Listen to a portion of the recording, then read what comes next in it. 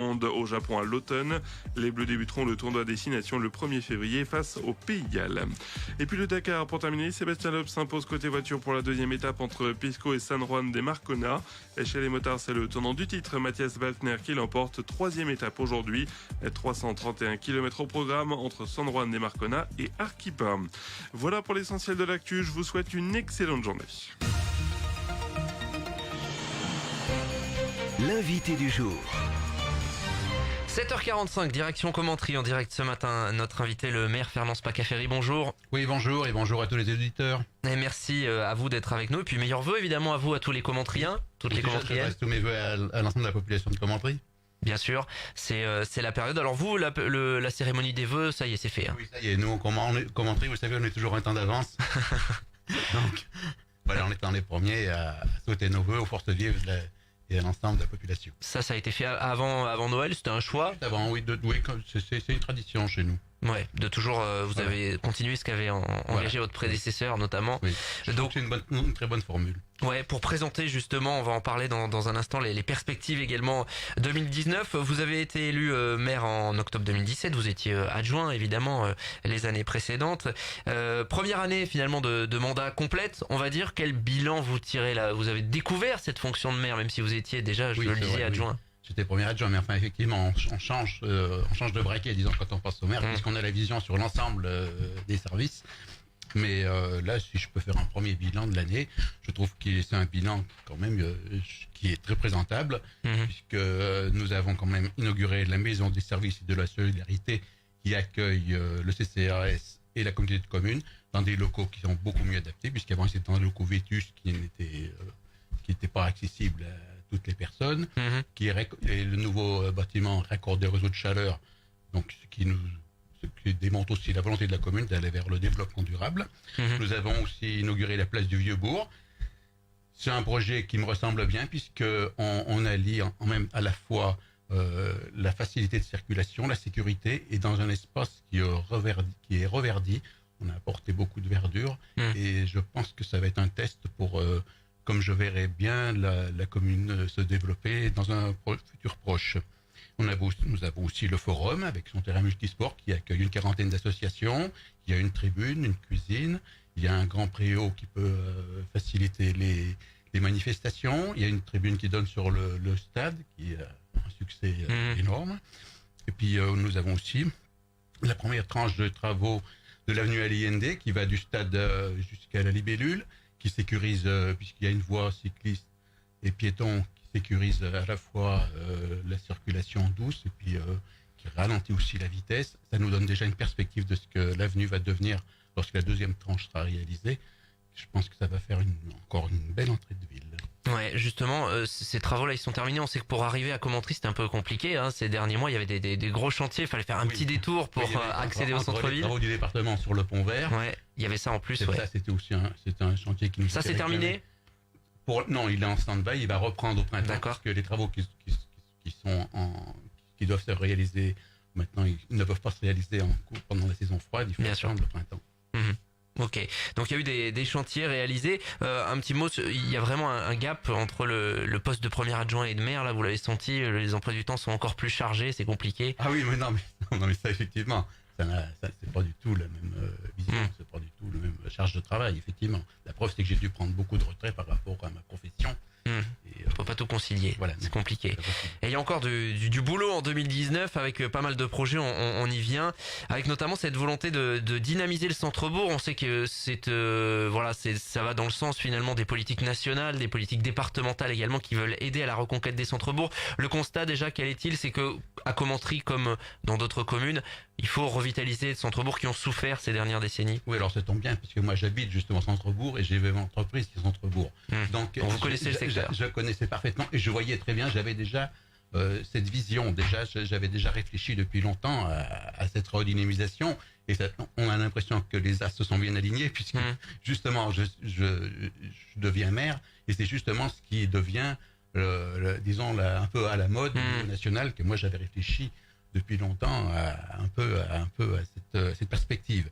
Donc nous avons un programme de redynamisation du centre-ville et pour cela nous avons recruté en partenariat avec Montmarot une manager centre-bourg. en fait, elle effectue un audit. On a besoin de connaître tous les besoins de la population et les potentialités du territoire. Comme mission, elle a le développement commercial et la redynamisation du centre-ville. Et puis aussi, on souhaite apporter, soutenir et renforcer l'attractivité commerciale du centre-ville. Concrètement, donc, cette manager, elle a été recrutée, ça y est, elle est en Elle est poste. déjà depuis quelques mois maintenant. Elle fonctionne à mi-temps entre Montmarot et Commentry. Sa première tâche, c'est donc de faire un constat, finalement, dire où est-ce qu'on en est aujourd'hui. Au niveau des commerçants, au niveau tout ce que j'ai énuméré, pour savoir un peu, on va faire l'état des lieux et la perspective que l'on peut avoir. L'objectif, c'est quoi? C'est de ramener du commerce en centre-ville, de ramener des habitants aussi, parce qu'il y a beaucoup de logements vacants. De toute façon, tout cela n'est pas possible si on n'a pas une rénovation complète du bâti du cœur de ville. On ne peut pas imaginer voir le centre-ville réinvesti par de nouveaux commerces et de nouveaux habitants à l'état actuel. C'est pour ça que j'ai d'ailleurs différents projets. Par exemple, l'ancien hôtel du Bourbonnais, pour ceux qui connaissent. J'ai souhaité préempter. On achète aussi l'ancienne boucherie Véran. Tout ça, c'est des bâtiments vétustes. Ils vont être démolis, déconstruits, et on va reconstruire un bâtiment moderne avec du commerce et de l'habitat. Nous allons inaugurer bientôt le bâtiment Gisèle Siméon. Il porte le nom de la famille qui nous a fait don à la commune, avec des appartements, 6 appartements type Papilov, c'est-à-dire c'est un peu un palliatif à la maison de retraite. Ce sont des appartements qui sont conçus pour les personnes à mobilité réduite, qui est en cœur de ville, et c'est-à-dire que c'est très pratique puisque les personnes ils sont directement en centre-ville, n'ont pas besoin de véhicules, ils peuvent se déplacer pour leurs courses jusqu'en centre-ville. C'est juste des exemples et j'en ai d'autres. Plus on a la société Movicap en plus qui va venir. Alors c'est quoi ça? C'est pour les personnes en situation de handicap, c'est ça? C'est une résidence dédiée? Alors ça c'est la société Movicap qui nous a sollicité parce qu'ils souhaitaient acquérir un terrain en centre-ville, puisque notre commune est particulièrement adaptée pour ce type de projet. Elle sera située à l'angle de la rue Molière et de la rue Denis Papin, pour ceux qui connaissent. En fait, c'est une alternative à la vie en établissement ou dans un logement mal adapté. Le concept est bâti sur la complémentarité de 3 offres mises à la disposition de locataires. On aura une vingtaine de logements adaptés et un logement pour le service. Donc, vous avez un ensemble de services d'aide à la personne. Il y aura une permanence 24 heures sur 24, 365 jours par an, qui est financée par la mutualisation des heures de prestations de compensation du handicap de l'ensemble des personnes locataires handicapées. Ça c'est prévu pour une ouverture quand? Vous avez déjà un calendrier ou... La livraison est prévue pour 2020. D'accord. Là, nous sommes en phase de préparation, de permis de construire. Nous avons déjà commencé à délibérer pour vendre l'acquisition du terrain. Nous allons démolir les friches qui sont sur ce terrain et pour pouvoir investir par ce type de bâtiment. Alors donc il y a donc cet aspect dynamisation du centre-bourg. En parallèle, il y a quand même des choses qui se font en périphérie, notamment le lotissement de la Cheventière. Il y a de la demande. Où est-ce qu'on en est déjà? Est-ce que ce lotissement est aujourd'hui réalisé? C'est-à-dire que là, déjà au jour d'aujourd'hui, on peut déjà les intéressés peuvent acheter les terrains, effectivement. Et nous avons commencé à avoir des gens qui sont intéressés, effectivement. Donc ça, c'est pareil, c'est dans notre politique aussi, d'offrir à la population qui souhaite aussi un logement individuel avec un petit peu de terrain. Voilà, un petit peu de terrain. Il faut qu'on essaye d'offrir un ensemble de possibilités. Si on veut reconquérir un peu la population, puisque, comme vous le savez, on a tendance un peu à perdre un peu de la population, comme l'ensemble du département d'ailleurs, et souvent la population que l'on perd, on la retrouve dans les communes avoisinantes. Dans les communes alentours. 318 habitants perdus ces 5 dernières années à Commentry, ce sont les chiffres de l'INSEE. 6262 habitants, on en parlait dans nos éditions la semaine dernière notamment. Il y a d'autres projets, parce que le temps file déjà, pour 2019, la création d'une salle de gymnastique notamment. Alors c'est une extension du gymnase Jean Pélez, c'est ça? En fait, c'est l'Espérance, c'est l'une des plus anciennes associations commentriennes, et depuis de longues années, elles nous réclament une salle dédiée à leur sport. Et enfin, je suis très heureux de pouvoir leur offrir cette salle de gymnastique. Elle sera dans le prolongement du gymnase Jean Pélez. Je pense que ça va être une très belle réalisation. Réalisation courant 2019, les travaux vont démarrer là? Oui, ils vont démarrer. Il y a également la volonté de modifier un petit peu les entrées de bourg. Il me semble que c'est dans les projets. Dans le cadre du CCRB, donc nous allons... Contrat communal d'aménagement de bourg, voilà, pour les gens qui connaissent pas. Nous allons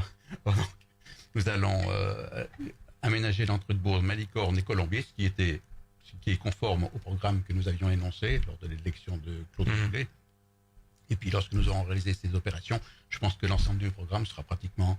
Toutes nos promesses auront été tenues. Et puis il nous reste une petite minute pour parler de la police municipale qui va être équipée de VTT. C'est quoi? C'est pour être plus réactif, s'adapter finalement Ce n'est pas que du VTT en fait, parce que Claude Riboulet déjà lui avait souhaité avoir que la police municipale ait des locaux mieux adaptés au service administratif et à l'accueil pour qu'ils soient un peu dans une certaine confidentialité.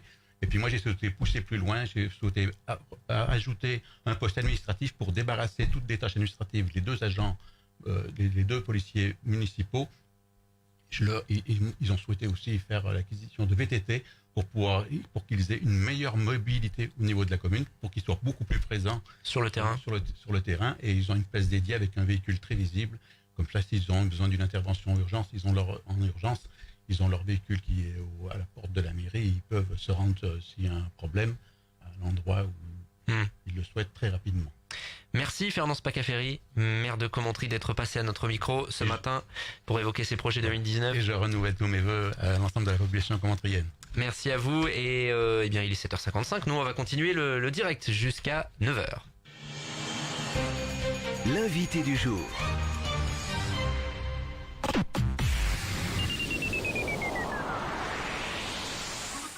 Votre agence Élise Avenue vous propose sa rubrique immobilière. Bienvenue dans votre rubrique